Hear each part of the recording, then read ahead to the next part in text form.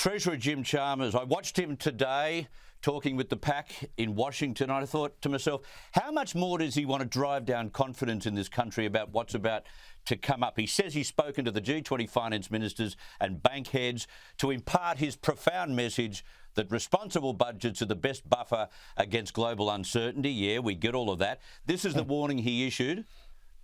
I think there's a pretty broad expectation around the world that there's a big risk of recession here in the United States. It's not for me to second guess President Biden's assessment. I think it is the broad expectation of most of the ministers who are here for these meetings that the United States is at real risk of recession, and obviously that has implications for us.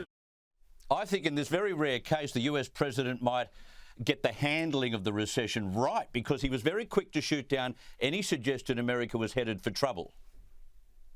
Should the American people prepare for a recession? No. There's no guarantee that they're going to be. I don't think there will be a recession. If it is, it'll be a very slight recession. I think Joe Biden is right in what he said. And gloomy Jim,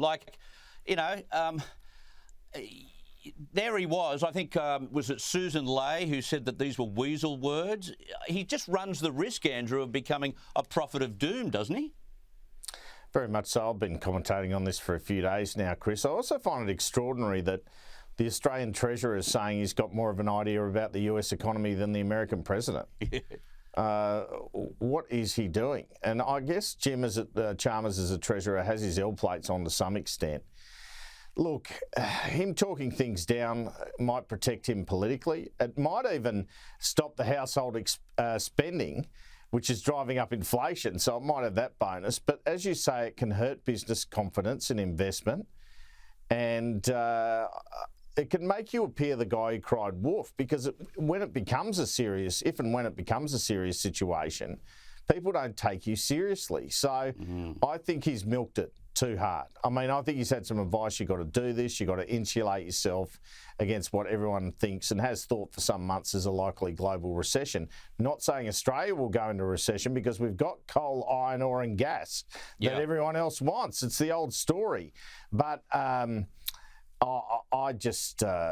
it's getting a bit beyond the pale now, how often he goes on about it. Imagine budget night. It's going to be all about this again.